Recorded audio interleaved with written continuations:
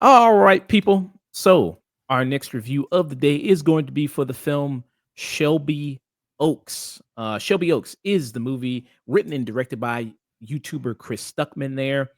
So Chris Stuckman, he did the talking, now he's doing the walking. Yeah, after all these years. After all these years, film critic, now turned director. And he's out there, and this was big. I mean, national distribution with this. Executive produced by Mike Flanagan. Neon is also behind this as well. And Neon's picking a lot of great things right now. They have.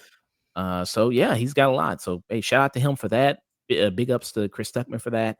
What is going on in this movie of Shelby Oaks? Well, you got this woman, and this woman is who lost her sister there. She was part of like this YouTube group there, because of course it's got to be something that revolve around YouTubers. Oh, of course.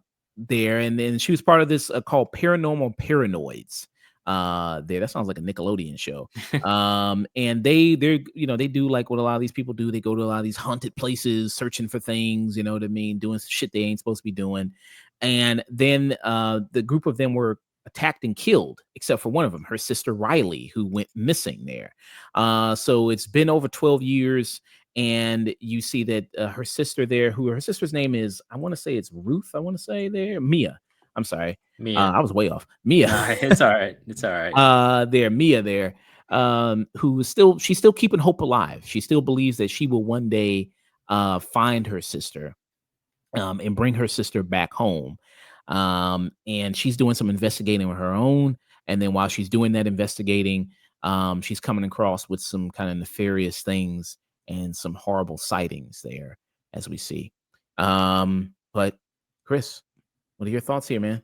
I mean, fuck, I called you. I mean, Dusk. All right. What are your thoughts here on Shelby Oaks there? So this movie had a budget between 1.4 million and 2.8 million.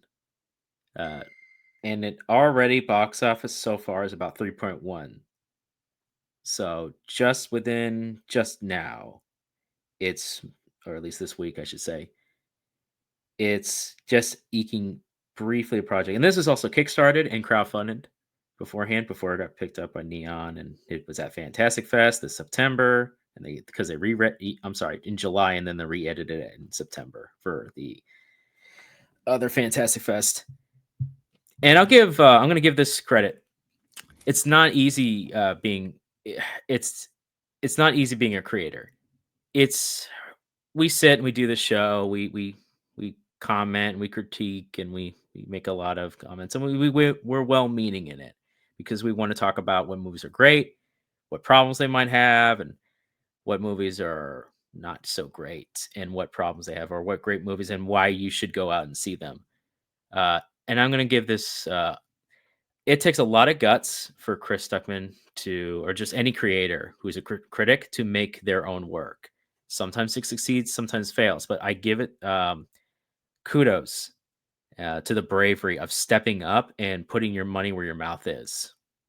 And I think for about 3/4 of this movie, he did a really strong job. That falters just kind of a bit near the last fourth in the ending.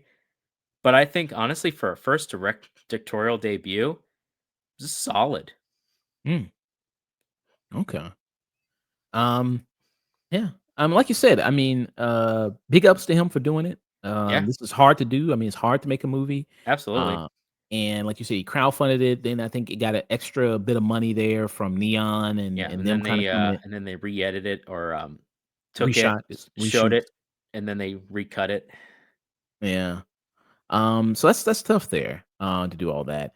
And I will say that, so I do admire him and appreciate him for that. Yeah. And I think that I'm not one of those people that think that just because you're a critic, you can't become a filmmaker there. And some people think that maybe you can watch too many movies, and then those things that maybe you criticize, and you criticize at one moment, and then you end up doing yourself.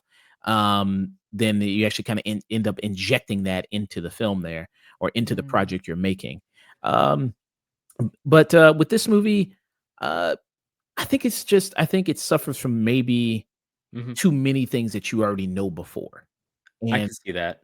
not with a really interesting spin on it enough. Because like the trailer you just saw in the trailer here, like Uh, Blair Witch is one thing that gets brought up, and you yeah. feel that in it. And hey, how's it going there, Neil? Bruce Springsteen's Hey. perfect Halloween movie. Oh yeah, man, absolutely, yeah. There. Well, I mean, it was kind of Halloween every night there, horror night for Bruce Springsteen when he was a little kid. It's Absolutely. happened when he's dead. But you kind of feel that in it, like this movie it's taken kind of bits and pieces from other different horror like, you feel Blair Witch, with this kinda documentary style of filmmaking there with that, this kinda cam footage there with that. Then it kinda turns into it's trying to be seems like a little bit of, like, Hereditary a little bit there at some point, um, and it kinda changes up the different styles of it, a little bit, with that. You said you can kinda see that throughout the movie there? You can kinda see what's happening or what I'm describing there? Yeah, I can definitely see that.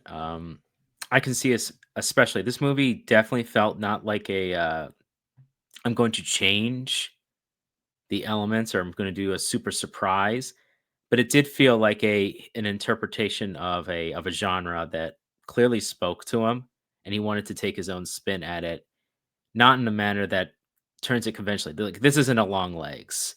This isn't like one of the, like a really out there concept. This is more like a almost like an Incubus or Insidious or a movie that kind of feels familiar, but I think the technique that he did for the most part, he did the proper setups. He set up his characters.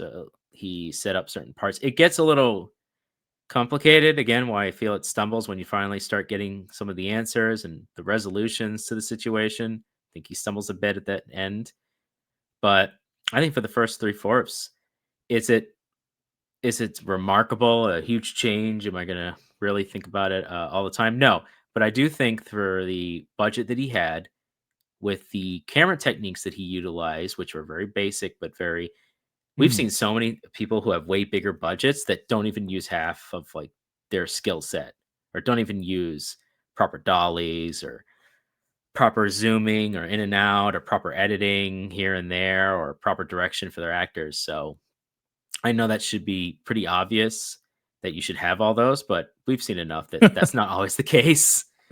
So I commend him for making that aspect.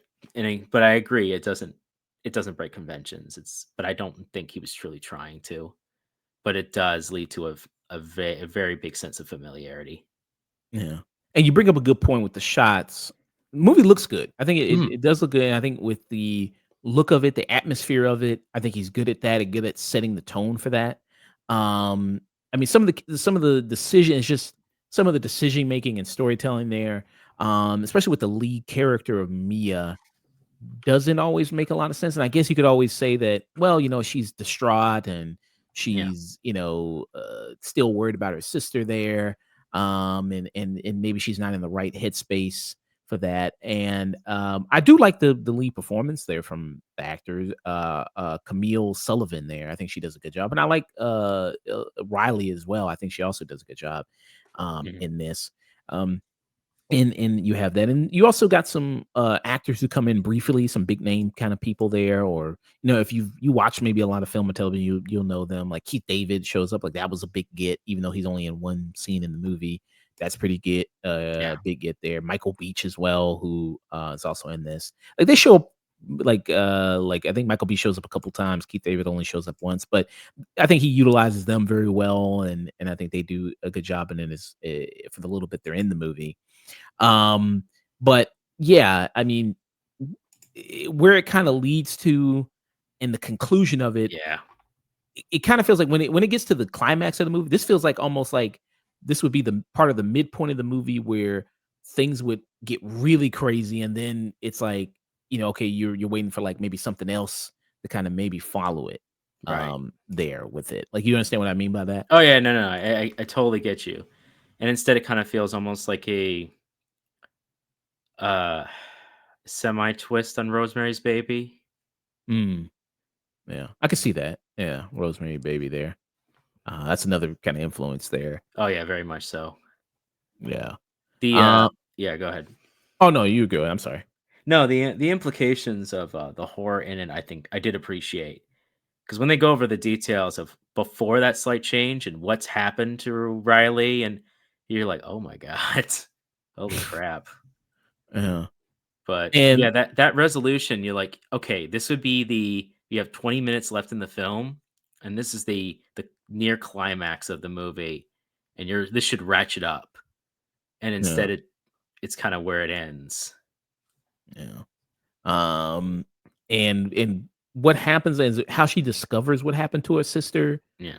It's just like I don't know. It feels like she just kind of stumbles upon it a little bit, and it just like Yeah. all kind of perfectly laid out, and it's like okay, well here you go. It's like well we only got like 30 something minutes left. We need to we need to kind of like look at the watch. Like okay, we need to kind of wrap this up really. Um, but yeah, like I said, I think there's some things here, good things that was done with the performances, good things that were done with the atmosphere, with the setting of it, that you could kind of just go like, okay, I could see this, I could see you build upon it for maybe another movie. And I hope he makes another movie. Mm, And I think that'd be very good there. I think you can kind of build upon that. And it's sometimes not all a lot of directors they knock it out of the park the first time. right. Sometimes it maybe takes them a movie or two, and especially when you're first time doing it, you're going to maybe copy from the best or people that you love to really get a sense of how to do it and know what to, what I mean. This is Yeah, yeah. what I should and shouldn't do, and it takes a kind of trial run to do that. Do I think it's like awful? No, I don't think it's awful. Do I think it's the best horror movie of this year? No, I don't think it's the best horror movie of the year. I just think it's just this is kind of like, it's just meh for me. Mhm. That's really about it. I don't really have any strong feelings of it really one way or the other. Um, and mm, yeah, but there's some enough maybe decent things to like about it that you maybe will slightly go like, okay, well that was interesting for me. There with it, but so I would kind of just give it a stream it for me. It's kind of just a stream it. What about you? Yeah, I kinda follow where you are. I'm a little more positive on it, but I definitely see where you are. It again, doesn't reinvent the wheel. Unlike what that trailer said, it kinda really doesn't fully get on the skin fully, but I think it hits the marks that it's going for, and just as it's ratcheting up to do more, it feels like it peters out. And some of the elements, like, yeah, like some of the information that Mia finds out, you're just like, "What?" And of course, like any horror moment, you're just like, "What? Why? Why are you doing?" But there was less of the "Why are you doing this?" and that could be explained of, "Yeah, you're just panicking. You don't know what the hell to do." But there are a couple scenarios like, "Run, like run, get the heck out of there." But that's we wouldn't have a movie if that wasn't the premise. Yeah, Um, I'm curious to see if he'll do a sequel to this, but this feels like a one and done. yeah, So, yeah, kind but who of. knows? Uh, Kudos again for him making the thing, and I think he did a solid job for his first time. I think this is a solid job.